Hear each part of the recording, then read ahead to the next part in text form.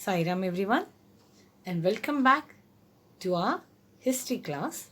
We will continue with our revision of the lesson Socialism in Europe and Russian Revolution.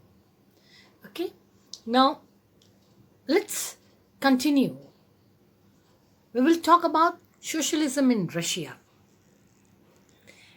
We saw in the last class that ideology of socialism was already present in Russia.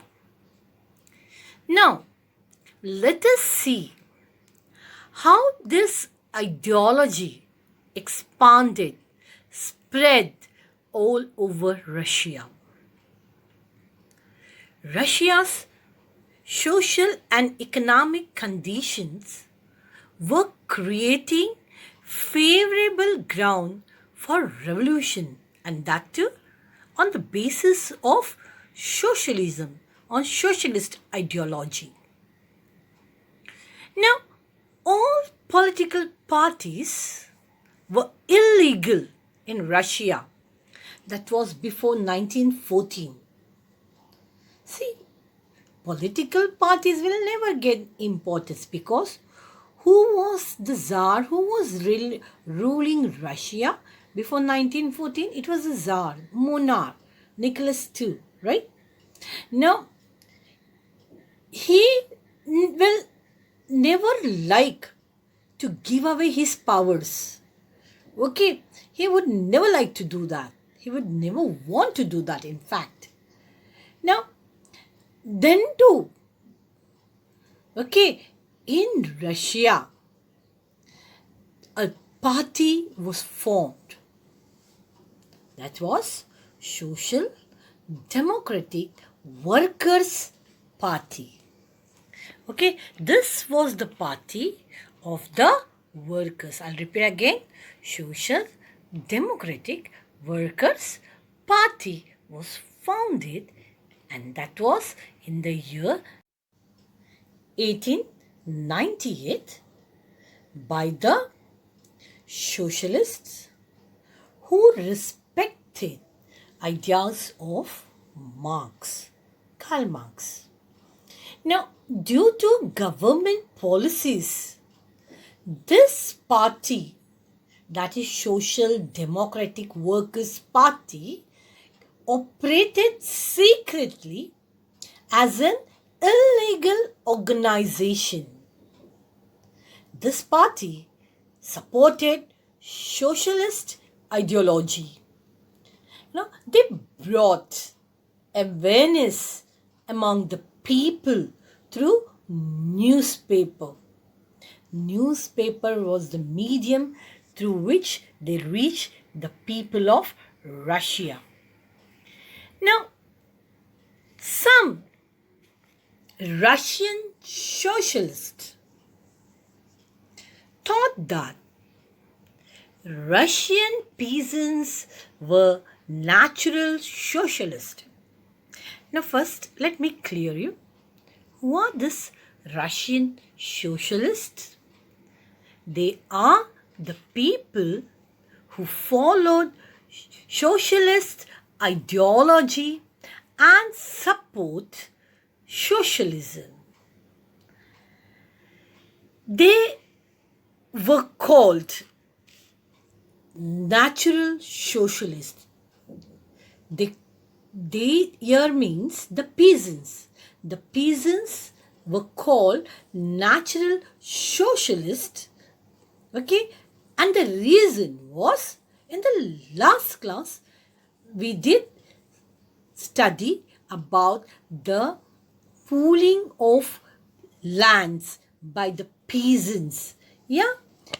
Yes or no? Together they used to pool their lands, and whatever was produced was shared equally among its members. The produce was distributed equally among the members. Now, it was their own custom. Okay, it was their own custom of dividing land periodically, and this custom was called as commune or mir in Russia. Okay, so there will be one more question. What is commune? Okay, so you have to answer this.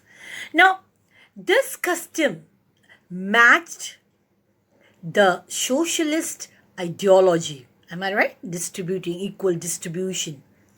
So, socialists believed that the revolution in Russia will be brought by the peasants only. This was the thought.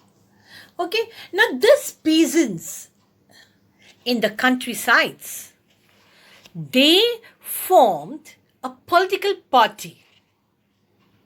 Okay, workers formed a political party in the industrial areas. Same way, these peasants in the countryside formed political party, and this political party of the peasants were called as Socialist Revolutionary Party, and it was founded in the year 1900. Again, it was founded before 1940. Again, this party was an illegal party. You're getting me? Why it was illegal?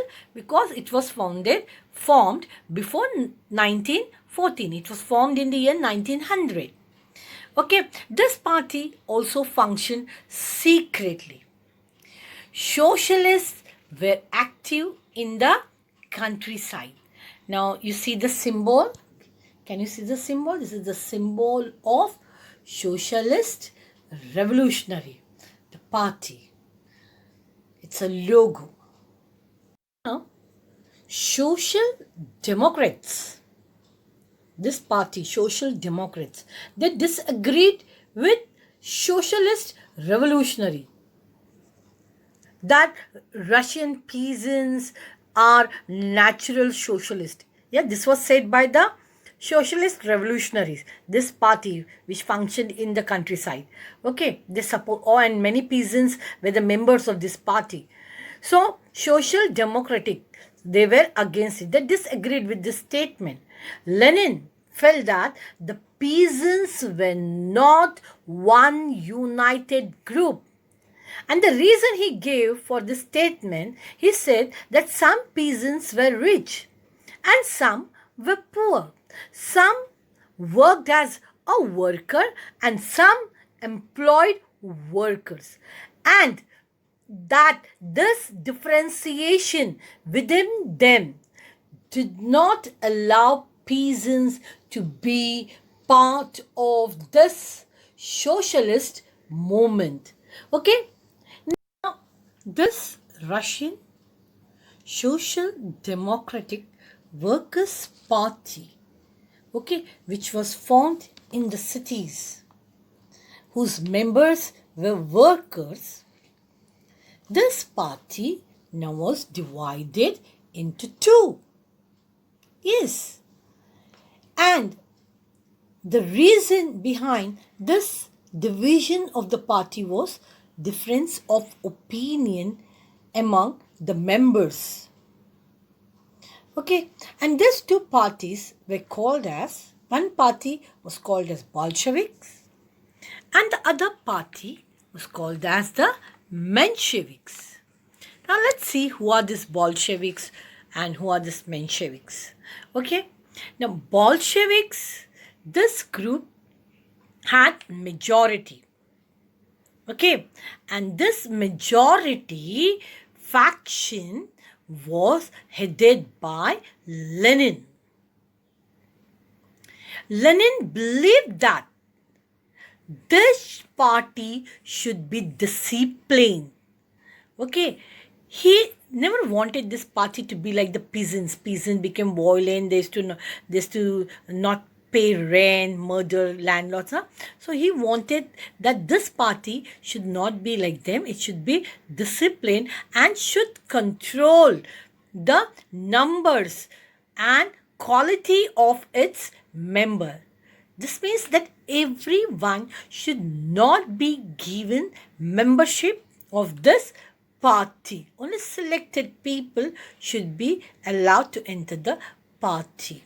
Not everyone should be the member of the party. Okay, now let's see the another Mensheviks. Let's talk about Mensheviks. Okay, another faction of the party which was minority was headed by Julius Martov. Okay, they believed that, okay, all should be able to be the member of this party. Party should be open to all. Okay, this split of Social Democratic Workers' Party was took place actually in the year 1903. Okay, this party splitted in the year 1903. Now look at your monitor. Towards your right is Lenin, and towards your left is Julius Martov. One is the leader of Bolsheviks, Lenin, and Martov is the leader of what? Leader of Mensheviks. Now, let's start with a new topic, that is turbulent time and the 1905 revolution. First, let's understand what is the meaning of turbulent. Turbulent means not stable or calm. Now, children see here, Russia was an autocratic. What is the meaning of autocratic? A government controlled by one person with absolute power, or a system in which monarch enjoyed all powers and did according to his wish. People were not happy with Tsar. Parliament was not given importance. Liberals, Social Democrats, and Socialist Revolutionaries wanted to end this system, the system of monarch. And so they demanded a constitution in 1905. And they were supported by nationalists and jihadists. Now you can have a 1 mark question like who were jihadists? Do you know that? Okay, I'll tell you. Jihadists were Muslim reformers in Russian Empire. I told you today's country, I showed you the Russian Empire countries. So one of the country was a Muslim country. Okay, so these jihadists were none other than the Muslim reformers in Russian Empire, and they wanted to modernize Islam society. Okay, now we saw people were not happy with the autocrat rule. Yeah, now bad economic condition made the life of the workers more difficult. Okay, now during 1904, price of essential goods increased. There were many reasons for this increase of essential goods, like war or drought or famine. Many reasons were there. So there was the rise in the in the price of the essential good, but the real wage, the value of the real wage decreased by 20%. Okay, now see if say some 50 years back, if I'm having 1,000 rupees, I can buy goods in huge bulk. Yeah, right.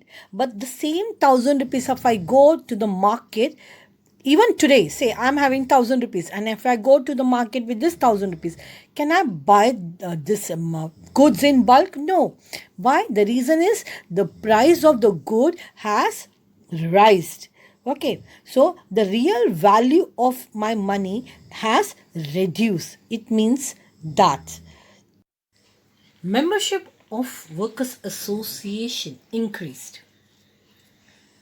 Four members from one of such association, that is Assembly of Russian Workers, which was formed in the year 1904. So four members from this association were dismissed at Putilov Iron Works. Okay, people were very angry. Workers got angry. They came out on the roads. Over 10,000 workers in St. Petersburg went on strike, and they demanded reduction in working hours, that is 8 hours a day. Also, they demanded increase in wages of workers and improvement in working condition. This was the demand of the workers who went on strike. Now, the workers were very angry. They took out procession to put forward, to give petition to the monarch, and this petition contained all their problems. Okay, it was a non-violent procession.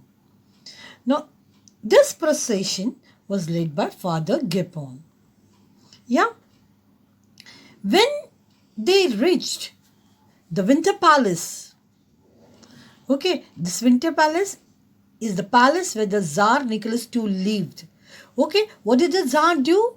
He ordered his police, okay, to fire at the processionists. Okay, so the police and the Cossacks, they attacked these demonstrators. Now, who are the Cossacks? They are also police, but police on horse. See here, his father Gapon, he was the one who led the procession. Yeah, you can see over here. And this is the beautiful Winter Palace. Yeah, where the Tsar Nicholas II lived. Okay, look at this. Isn't it beautiful? Wow. Okay, so let's continue now. Over 100 workers lost their lives, children. They were killed, and about 300 workers, they were wounded badly. And this incident is known as Bloody Sunday. Yeah, why Sunday? Because it took place on Sunday. Okay, and the date was 22nd January 1905. And this event was the base of all the series of events that began, okay, and it was known as the 1905 Revolution. This incident of Bloody Sunday angered everyone. Everyone was angry and they came on the roads. Can you see on the monitor? Yes, workers were angry. Many other people throughout Russia, all over Russia, they were angry. Now, workers were angry, and what did they do? Strikes were carried out. Okay, strikes were carried out all over the country by the workers. Not only the workers, even the students joined this movement. Universities were closed. Lawyers, doctors, engineers, and other middle class workers, they established Union of Unions, and they demanded a constituent assembly, elected parliament. Yeah. Now, during this revolution, the Tsar allowed the formation of an elected consultative parliament. It is called Duma in Russia. Okay, parliament is called as Duma in Russia. Many trade unions and factory committees were made up of the factory workers. Workers were the members of these trade unions and factory committees. Most of this committee and unions worked unofficially as they were declared illegal. Okay. Now I want to show you the picture of Duma. Yes, these are the pictures of Duma, the Russian parliament. Now people started revolting all over Russia. Tsar had no other option. Okay, so the first Duma was formed. This first Duma, within 75 days, it was dismissed. And then the second Duma was re-elected within 3 months. He did not want the Tsar. He did not want anyone questioning him. He never wanted that. He never liked that. Questioning him or questioning his authority. He never wanted reduction in his powers. He changed laws. He changed voting laws. Now, the conservatives were in the Duma. Okay, in the Russian parliament. He appointed conservatives in the parliament, in the Duma. And what did he do with the liberals and the nationalists, revolutionaries? They were just kept away from the Duma, from the parliament. So children, I think so. I should stop over here. And we have not yet finished with the revision of this lesson. So see you soon in the next class. Till then, take care. Thank you.